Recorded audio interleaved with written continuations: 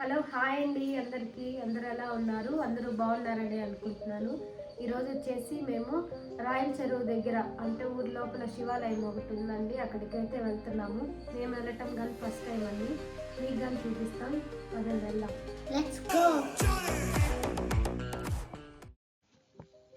ఇప్పుడే అయితే స్టార్ట్ అయిపోయామండి. మేము ఇంకా టెంపుల్ దగ్గరికి అయితే వచ్చేసాం.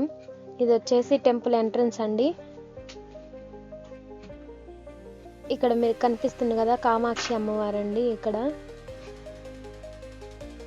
ఇది వచ్చేసి రోడ్ సైడ్ అండి ఈ టెంపుల్ ఉండేది. ఎదురుగా కానీ శివలింగం, ఆంజనేయ స్వామి వారు ఉన్నారు అక్కడైతే. ఇది వచ్చేసి రాయల చెరువు దగ్గర వెళ్తుంటే మనకి రోడ్లోనైతే మనకి లెఫ్ట్ సైడ్ అయితే ఈ టెంపుల్ ఉంటుందండి. ఎవరైనా అటు సైడ్ వెళ్ళిన వాళ్ళైతే విజిట్ చేయండి. వీడియో మాత్రం స్కిప్ చేయొద్దండి, లాస్ట్ వరకు చూడండి. చాలా బాగుందండి ఈ టెంపుల్ వచ్చేసి.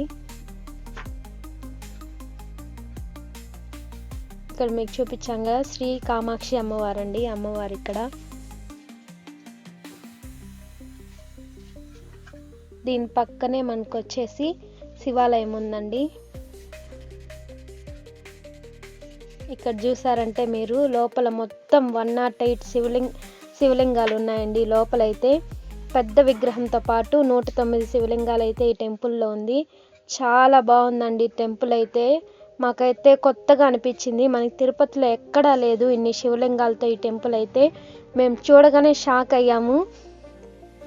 చాలా బాగా నచ్చింది మాకు కానీ టెంపుల్. మీరు కానీ చూడండి, మనకి తిరుపతిలో ఎక్కడైతే ఇలాగైతే టెంపుల్ లేదండి.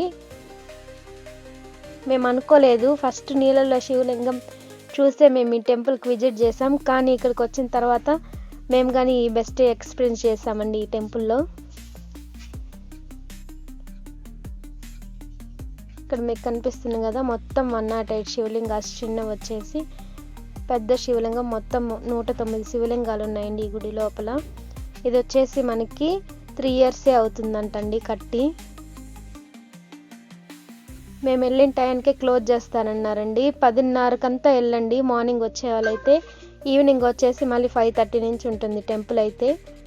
ఇప్పుడు మీకు కనిపిస్తుంది కదా ఈ టెంపుల్ నుంచి ఎదురుగా వచ్చేసి మనకి నీళ్ళల్లో అయితే శివుడు ఉంటారండి శివలింగ రూపంలో. దానికి ఆపోజిట్ అనమాట, ఆ టెంపుల్కి ఆపోజిట్లోనే. ఇక్కడ చూసారు కదా కోనేరులోనే లోపల నీళ్ళ మధ్యలో అయితే శివలింగాన్ని అయితే పెట్టారు ఇక్కడ.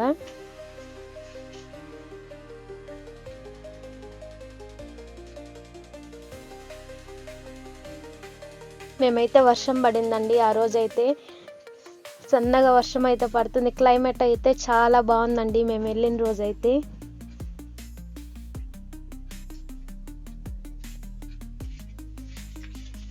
తప్పకుండా అయితే ఈ టెంపుల్ని అయితే విజిట్ చేయండి.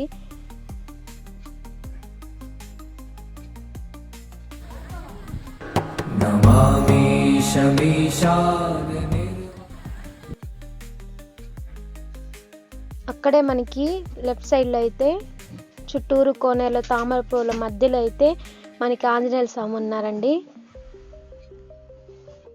గుడి అయితే చాలా బాగుంది.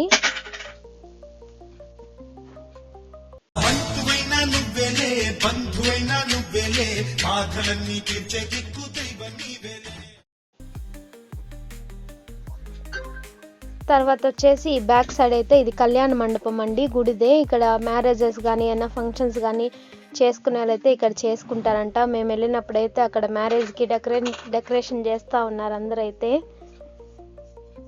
ఇది వచ్చేసి మనకి రాయల చెరువు శివాలయం టెంపుల్ అంటే మీరు గూగుల్లో సెర్చ్ చేసినా కానీ మీ మ్యాప్లో అయితే చూపిస్తుందండి. మీరు ఎగ్జాక్ట్ లొకేషన్ అయితే గూగుల్లో మీరు మ్యాపింగ్ చేసుకొని అయితే వెళ్ళిపోవచ్చు. ఇది వచ్చి కళ్యాణ మండపం లోపలండి ఇది.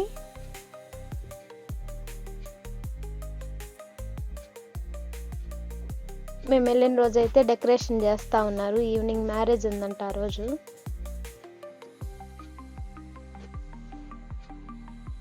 ఈ లొకేషన్ కానీ పల్లెటూరు వాతావరణం అండి. చాలా బాగా బెస్ట్ ఎక్స్పీరియన్స్ అయితే చేస్తారు. చాలామంది ఇటు వెళ్ళే వాళ్ళైతే ఖచ్చితంగా ఈ టెంపుల్ని అయితే విజిట్ చేయండి. తిరుపతి రాయల చెరువు దగ్గర అయితే ఈ టెంపుల్ ఉంటుంది. తిరుపతి వాళ్ళకైతే ఖచ్చితంగా ఎగ్జాక్ట్లీ ఐడియా ఉంటుంది. మీరు గూగుల్ మ్యాప్లో చూసినా కానీ ఈ అడ్రస్ అనేది మీకు చేస్తుంది. ఇంకా అలానే పక్కనే రాయల చెరువుకి అయితే వెళ్ళిపోయామండి చూద్దామనేసి.